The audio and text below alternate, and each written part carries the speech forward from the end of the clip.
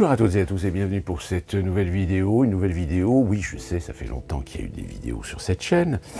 Tout simplement parce qu'aujourd'hui je vais essayer de vous expliquer une des raisons pour laquelle aujourd'hui, et d'où le titre de cette vidéo, pourquoi votre cinéma Gaumont va disparaître. Alors quand je dis cinéma, c'est pas la société Gaumont, c'est les salles de cinéma Gaumont. Parce que, oui, peut-être que vous faites partie de ces gens qui, lorsqu'ils avaient l'habitude d'aller au cinéma, souvent vous alliez au Gaumont. Tout comme les gens qui habitent dans des villes où Pathé est beaucoup plus présent, eh bien, on avait cette habitude de dire on va au Pathé. Sauf que, depuis quelque temps, peut-être que certains d'entre vous ont tout simplement eu la surprise de constater que l'enseigne rouge de la Marguerite a laissé la place au coq jaune de la société Pathé. Alors, je vais vous expliquer pourquoi. Il faut savoir que dans les années, à la fin de la Seconde Guerre mondiale, jusque dans les années 90, vous aviez des sociétés d'exploitation cinématographique de trois catégories différentes. Vous aviez les petits cinémas, les cinémas de quartier, les cinémas qui étaient souvent des cinémas indépendants, qui étaient des propriétés, des sociétés anonymes, indépendantes, qui sont devenus par la suite des cinémas dans leur survie, qui ont été rachetés soit par des mairies, des collectivités, ou voire même aujourd'hui des métropoles, et mis en gestion par soit des indépendants ou des sociétés d'exploitation cinématographique, comme il en existe un certain nombre en France, et qui possèdent et qui exploitent différents petits cinémas dans certaines régions. Vous avez des sociétés d'exploitation cinématographique exclusivement d'exploitation cinématographique. C'est par exemple une société comme, pour certains qui connaissent, CGR qui ne fait que de l'exploitation cinématographique. Sauf que vous allez comprendre pourquoi aujourd'hui CGR n'est plus le CGR qu'on a connu il y a 20 ans. Et puis vous avez les sociétés qui sont à la fois distributrices, productrices et qui faisaient de l'exploitation. Alors, évidemment, en France, il y en a trois principales. Il y en a une quatrième, mais elle est plus spécifique à la région parisienne. De souvenir, je crois qu'ils n'ont pas d'autres cinémas en province. C'est évidemment UGC, Pathé et Gaumont. Ces trois sociétés sont des sociétés qui font à la fois de la production, de la distribution et de l'exploitation. Et l'autre société dont je vous parlais, c'est la société de Marin Karbitz, je crois, qui est MK2, mais qui a ouvert un certain nombre de cinémas exclusivement sur Paris et sa région parisienne. MK2 a cette spécificité de jouer plutôt la carte du cinéma d'art et essai, du cinéma d'auteur. Et vous allez comprendre pourquoi. Parce que le modèle économique de ces cinémas est complètement différent de Gaumont, Pathé et UGC. Tout simplement parce que, comme beaucoup de cinémas en province, ce sont des cinémas qui sont classés art et essai. Art et essai, pourquoi? Tout simplement parce que ça leur permet d'avoir des subventions.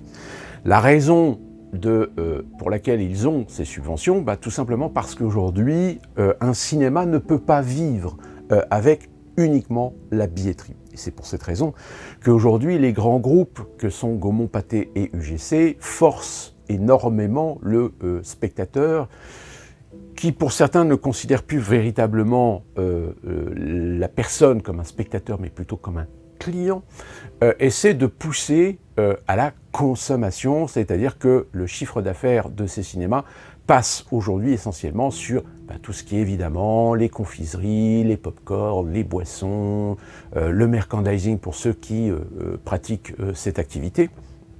Tout simplement parce que oui, le problème, c'est que le cinéma ou la salle de cinéma, elle a évolué. Elle a évolué avec son temps, mais les évolutions, parfois, demandent des investissements.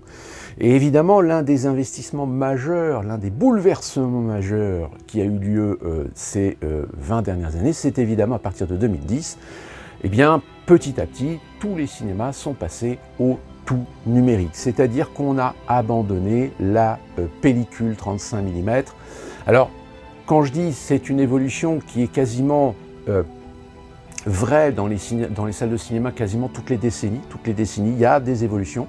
Il y a eu la couleur, il y a eu le son, il y a eu par la suite les différents formats d'image, vous aviez la qualité d'image, vous aviez la qualité son, etc. Mais on peut dire que depuis le début du cinéma, depuis la fin du 19e siècle, dont d'ailleurs je rappelle que la société Gaumont est la plus vieille société de production au monde puisqu'elle est née en 1895, eh bien, on utilisait toujours le même support. Même si le support, on l'a amélioré, on l'a agrandi, on y a ajouté des informations dessus, c'est la pellicule. Sauf que cette pellicule, eh ben, elle a fonctionné pendant plus de 100 ans, jusqu'au jour où elle a été remplacée par des 0 et des 1, c'est-à-dire la projection numérique. La projection numérique, elle est arrivée à partir de 2005-2006 dans les cinémas, jusqu'à se globaliser à partir de 2010. Sauf qu'évidemment, c'est un investissement énorme qui fait que les grands groupes, eux, peut-être avaient les moyens de pouvoir amortir cet investissement. Et cet amortissement, il est amorti aussi par le prix de la place de cinéma qui a légèrement augmenté, avec en plus les extras, lorsque vous allez voir des films en 3D par exemple, où on vous demande un supplément pour payer les lunettes. Pour l'information, je ne sais pas aujourd'hui, quand vous allez voir un film en 3D, les lunettes, si c'est toujours 2 € ou 3 €, etc. Alors que, je vous le dis, le cinéma, les lunettes, leur coût, je crois que c'est 40 centimes à l'achat. Donc, mais voilà, encore une fois, il faut bien que les cinémas trouvent de l'argent pour pouvoir amortir les investissements. Et en France, particularité, c'est qu'on avait mis en place un système où on avait mis une sorte de taxe sur les copies de films. Donc une copie de film, au départ, on les recevait sur des disques durs, les mêmes disques durs externes que vous utilisez peut-être, mais très rapidement, finalement, les films ont été téléchargés par Internet dans ce qu'on appelle des bibliothèques dans les cinémas. Et cette copie, elle a une valeur. La valeur à l'époque était de 150 €, on l'a mis à 200 €, tout simplement parce que sur les 200 €, il y a 50 € qui sont allés dans un fonds commun. Et ce fonds commun a permis à des petits cinémas, des cinémas indépendants, de pouvoir s'équiper en cinéma numérique. Alors, évidemment, avec le temps, il y a eu la 3D, sauf que le problème, c'est que la 3D, c'est resté quelque chose d'assez gadget. Tout simplement parce que pour que la 3D fonctionne véritablement, il faut que le film soit tourné en 3D. Or, il faut savoir que quasiment 70 à 80% des films qui sont 3D sont des films en fait tournés en 2D et qui sont ensuite réétalonnés en 3D.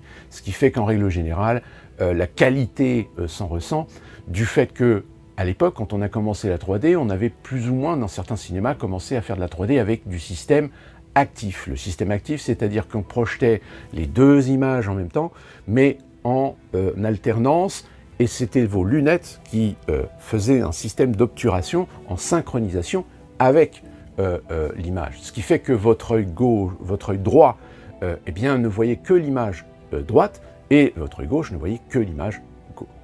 Le problème de ce système, même s'il est relativement performant, il est très coûteux, parce que vous comprenez que lorsque vous faites une séance avec 500 personnes, donc 500 lunettes, quand la lunette vous coûte 40 € et que vous avez malheureusement parfois des clients qui ne sont pas forcément très précautionneux et qui cassent les lunettes, vous comprendrez qu'au niveau budget, ça commence à zouiller grave. Donc très rapidement, moi je me souviens, je crois qu'on a dû fonctionner à peu près 3 mois avec un système passif et très actif, et très rapidement on est passé à un système passif. Le système passif, c'est tout simplement des lunettes polarisées, et grâce à la polarisation des verres, eh bien votre œil droit perçoit pareil l'image droite et l'image gauche. Le fait est, c'est que les images sont évidemment diffusées très très rapidement, si bien qu'on ne voit pas très bien la différence si on regarde le film sans lunettes. Donc voilà, ça c'est des petits aspects techniques, mais des aspects techniques pour vous faire comprendre que ça a été aussi des investissements supplémentaires sur le numérique. Et donc, encore une fois, c'est des investissements qu'il a fallu faire, sur lesquels il a fallu faire des amortissements par tout simplement le chiffre d'affaires qu'il a fallu augmenter. Donc c'est pour ça que tous les produits associés ont augmenté, mais aussi le prix des places de cinéma ont augmenté. Sans parler des spécificités techniques Je parle là de l'IMAX, je parle là des Dolby, que ce soit le Dolby Atmos, que ce soit le Dolby 4DX, etc. Là encore, c'est des investissements, mais c'est des investissements qui sont plus ou moins partagés parce que c'est souvent du matériel en leasing. Qui dit leasing, ça veut dire que si vous allez voir un film dans ces systèmes, eh bien ne vous étonnez pas si le prix de la place est plus cher, tout simplement parce que les licences, que ce soit IMAX ou Dolby, eh bien touchent une part de la recette d'une séance. Donc évidemment c'est de l'argent encore en moins dans les caisses du cinéma. Pour que vous compreniez encore mieux, lorsque vous payez une place de cinéma 15 € aujourd'hui, certains se défendent que oui mais 15 € c'est le tarif plein, en fait le prix moyen c'est 7,50 €, etc. Oui mais le problème c'est que tout le monde n'a pas accès au prix réduit de 7,50 €. Alors, je crois qu'il y a toujours les étudiants, les moins de 16 ans, moins de 12 ans, moins de 16 ans ou plus de 60 ans. Après, les politiques tarifaires dépendent des sociétés. Mais il faut savoir que sur ce... alors, on va partir sur le prix moyen, si vous voulez.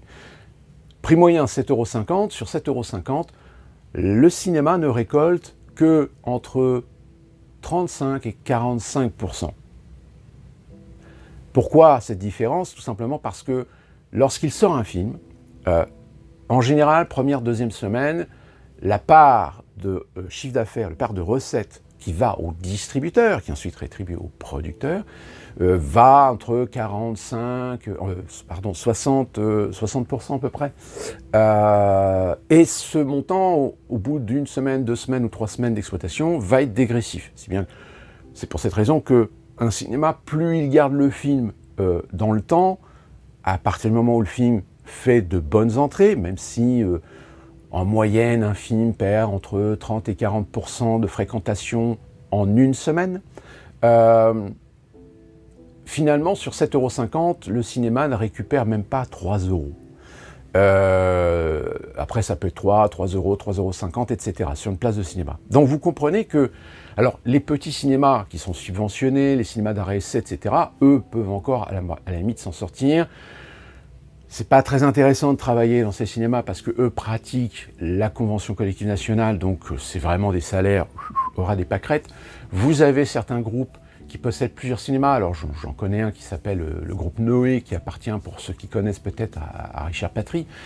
Lui fait quelques efforts sur le plan salarial parce qu'il a plusieurs cinémas, etc. Mais d'une manière générale, les gros groupes cinéma, il a fallu qu'ils trouvent le moyen de compenser les balances par rapport aux investissements et par rapport au coût de fonctionnement des cinémas. Alors, évidemment, le numérique a considérablement fait baisser les coûts d'une exploitation d'un film. Je rappelle, à l'époque, lorsque nous travaillions avec de la pellicule, une copie pellicule, c'était 600 €. Une copie numérique, c'est 200 €. Donc déjà, vous voyez la différence de prix. En matière de matériel, la maintenance, la présence de techniciens sur place, pareil, tout ça, on a éliminé. D'où la raison pour laquelle aujourd'hui, il n'y a quasiment plus de projectionnistes à temps plein, je dis bien à temps plein, dans les salles de cinéma. Les sociétés ont bidouillé des réformes d'accords de branche pour créer des statuts un petit peu bâtards, c'est-à-dire pouvoir utiliser des gens à la fois dans d'autres fonctions que pas seulement dans des fonctions techniques. Et souvent avec des salaires beaucoup plus bas. Donc voilà, vous comprenez qu'aujourd'hui, la raison pour laquelle, si vous allez dans un Gaumont, un Pathé ou un UGC, le prix de la place de cinéma est cher. Il est d'autant plus cher quand vous avez des sociétés qui décident de commencer à développer du cinéma de luxe, du cinéma confort. Sauf que là, évidemment, est-ce que c'est le genre de cinéma dans lequel vous allez une fois par semaine? Très clairement, non.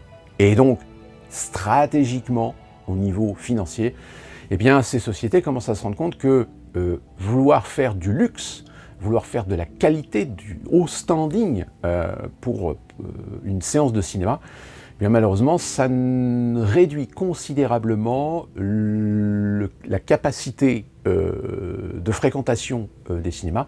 C'est-à-dire que là où, à l'origine, le cinéma était quand même un spectacle populaire, c'est-à-dire accessible à toutes les catégories sociales, eh bien aujourd'hui on se rend compte que le cinéma dans certaines salles, eh bien c'est aujourd'hui les gens qui ont vraiment les moyens, les gens plus aisés, ou éventuellement les cinéphiles qui ont le moyen de se payer un abonnement, le fameux abonnement mensuel, les fameuses cartes de fidélité. Vous pouvez aller autant de fois au cinéma que vous voulez, sauf que même ça, ces produits-là, aujourd'hui, il y a des restrictions, c'est-à-dire que vous ne pouvez pas aller voir tous les films, à toutes les séances, comme vous voulez. Si vous allez voir un film en IMAX, etc., et bien, même si vous payez un abonnement, vous allez devoir payer un supplément pour aller voir ce film. Donc, voilà en gros un petit résumé rapide pour que vous compreniez pourquoi. Pourquoi les salles de cinéma Gaumont sont en train de disparaître? Eh bien, il faut remonter en 2000. En 2000, la société Gaumont était une société complètement indépendante de Pathé, même si ces deux sociétés, pendant de nombreuses décennies, se sont plus ou moins partagé le marché, partagé les zones d'achalandise, comme on dit, en France. Pourquoi? Tout simplement parce que la société Gaumont était, et toujours, la propriété de Nicolas Seydoux. Et la société Pathé est la propriété, enfin, semi-propriété, parce que je crois qu'il y a au capital, et je crois qu'il y a aussi le groupe Chargeur, qui est son frère, Jérôme Seydoux. Et ce qui est très intéressant, c'est que les deux frères ont eu des politiques complètement différentes. Si Jérôme Seydoux a très vite pris une politique de business, Nicolas Seydoux, lui, était toujours un peu dans une politique de passionné du cinéma. Et c'est ce qui lui aura porté plus ou moins tort. Même s'il avait des vitrines comme Luc Besson, comme Mathieu Kassovitz, ou Claude Zidi, ou un certain nombre de réalisateurs qui ont fait ou Francis Weber avec Les Visiteurs, il est arrivé à la fin des années 90 où la rupture avec Besson qui s'en va, crée sa propre société et emmène avec lui aussi certaines personnes qui travaillaient chez Gaumont, je pense à Pierre-Ange Le Pogam par exemple. Et du coup, Gaumont s'est reposé un petit peu sur ses lauriers parce que Gaumont possédait aussi une société commune avec Disney qui s'appelait GBVI, qui était Gaumont Buena Vista International. Et donc ça permettait d'avoir certaines exclusivités, certaines facilités pour pouvoir exploiter les films, et surtout les films d'animation Disney. Sauf que Disney n'a pas renouvelé cet accord. Et dans la fin des années 90, la société Gaumont s'est retrouvée un petit peu en slip, c'est-à-dire à essayer de trouver un réalisateur, voilà. Sauf qu'il y a eu de très mauvais investissements. Le premier mauvais investissement, ça a été évidemment croire qu'on pourrait faire un succès avec un troisième visiteur, mais un visiteur en Amérique, un visiteur réalisé qui est en fait un reboot pour le marché américain. Sauf que le film a coûté plus de 500 millions de francs de l'époque. Vatel, Roland Joffre, pareil. On a voulu vendre Roland Joffre comme le film Vatel avec Depardieu, comme un film populaire. Sauf que c'était un film académique. Donc le nombre d'investissements qui ont été très coûteux, eh bien, a plongé littéralement les comptes de Gaumont. Si bien que pour renflouer les caisses, eh bien, Gaumont s'est associé finalement avec Pathé pour créer une société commune des sociétés d'exploitation cinématographique, c'est-à-dire donc les salles de cinéma. Raison pour laquelle, alors au départ, la société s'appelait Europalas, on a rechangé le nom de la société, on l'a appelé Cinéma Gaumont Pathé. Sauf que dans cette société, Gaumont n'avait que 40% de part de capital et Pathé était à 60%. Je peux vous garantir que très rapidement, on a senti que c'était Pathé qui allait manager la société et la culture a considérablement changé. C'est-à-dire que la culture Gaumont a complètement disparu pour laisser place à la culture business de Pathé. Progressivement, les choses ont changé. Pathé a pris véritablement le dessus dans la gestion de la société. On est même arrivé à un moment donné où, peut-être que certains d'entre vous s'en sont rendus compte, on a même changé le nom de la société, c'est-à-dire que la société ne s'appelait plus les cinémas Gaumont-Pathé, mais les cinémas Pathé-Gaumont, c'est-à-dire que le Pathé passait devant. Et puis, un jour, qu'est-ce qui s'est passé? Il s'est passé que Pathé a décidé tout simplement de faire une appel d'offres pour racheter les parts de Gaumont dans cette société. Et c'est ce qui s'est passé. Et donc la raison pour laquelle aujourd'hui, si vous voyez les enseignes Gaumont disparaître de certains cinémas, eh bien tout simplement parce qu'aujourd'hui, cette société n'est plus que Pathé. C'est-à-dire qu'officiellement, la société Gaumont aujourd'hui n'a plus de part et va bientôt ne plus exister en tant que cinéma, en tant que salle de cinéma en France.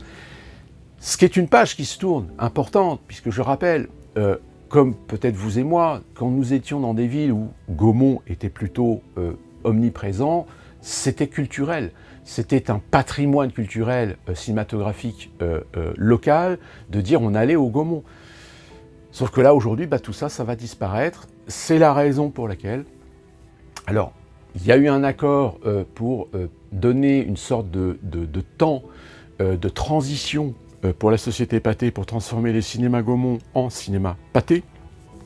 Mais à terme, oui, tous les cinémas Gaumont vont tout simplement disparaître au profit de l'enseigne du coq jaune de Pathé. Preuve en est, l'ouverture récente de ce cinéma mythique qu'était le Gaumont Palace, qui a été entièrement restauré, entièrement rénové, mais qui ne porte plus évidemment le nom de Gaumont Palace, donc c'est à Paris, mais de Pathé Palace. Et encore une fois, sur le modèle du fameux Montparnasse, qui lui aussi était un Gaumont et est devenu un Pathé, qui est un cinéma de luxe. Où là, le prix de la place de cinéma, je ne sais plus, là ça commence à grimper, tout simplement parce que là vous avez des sièges larges, recliners, comme on les appelle, c'est-à-dire des sièges à bascule. Investissement aussi, il y a quelques années où certains cinémas ont été équipés non plus avec des projecteurs numériques avec lampes, mais des projecteurs numériques à laser, le laser étant une source lumineuse plus économique, mais aussi surtout beaucoup plus durable et beaucoup plus stable, puisqu'il faut savoir qu'une lampe xénon dans un projecteur numérique, c'est selon la puissance entre 600 et 1200 heures. C'est-à-dire qu'au bout de 1200 heures, vous devez la changer. Sauf que je ne vous donne pas le prix d'une lampe, parce que le prix d'une lampe, alors peut-être que certains d'entre vous pourraient nous dire dans les commentaires, aujourd'hui le prix d'une xénon, d'une 6000 par exemple, d'une 6000 ou d'une 8000 watts, ou d'une 1200 watts, une 1500 watts, parce que là, moi, ça fait plus de 10 ans que j'ai quitté la société, donc je suis complètement out sur aujourd'hui les prix d'une lampe xénon pour un projecteur. Donc voilà la raison pour laquelle aujourd'hui vous êtes en train d'assister à quelque chose d'assez historique, puisque un opérateur d'exploitation cinématographique qui était un des opérateurs majeurs, historiques, on va dire, dans le paysage des salles de cinéma français, eh bien aujourd'hui est en train de disparaître. Il ne reste plus aujourd'hui que Pathé et UGC, MK2 pour ceux qui connaissent, et après vous avez d'autres réseaux indépendants, d'autres réseaux locaux. Je ne parle pas du belge, dont je ne me souviens plus du nom, qui possède un cinéma à, je ne sais plus, dans le nord. Si j'arrive à retrouver, je vous le mettrai ici. En sachant, pour terminer, petite anecdote, il y a une société d'exploitation qui s'était créée il y a quelques années, il y a plusieurs années de cela d'ailleurs, je crois qu'il y a peut-être un peu moins de 20 ans, que vous connaissez peut-être pour avoir déjà vu le logo sur certains films, qui est Village Roadshow. Village Roadshow, cette société s'est dit, tiens, le marché français, ça marche bien, donc on va s'y implanter. Je crois qu'ils ont eu 1 ou 2 cinémas dans la région parisienne, ils ont vite abandonné. Ils ont vite abandonné parce que ils se sont rendus compte que les coûts d'exploitation, les coûts même proprement parlé en tant qu'entreprise, étaient quand même assez importants. Un autre a essayé aussi de se lancer dans l'exploitation cinématographique en ouvrant des salles de cinéma. C'est Europa, c'est Luc Besson qui a ouvert un cinéma près de Marseille, je crois. Mais lui aussi s'est rendu compte que c'est un gouffre financier, c'est pas rentable du tout. Et donc je crois que la salle a été rachetée, je ne sais plus, a été rachetée peut-être par UGC ou Pathé, je ne sais plus.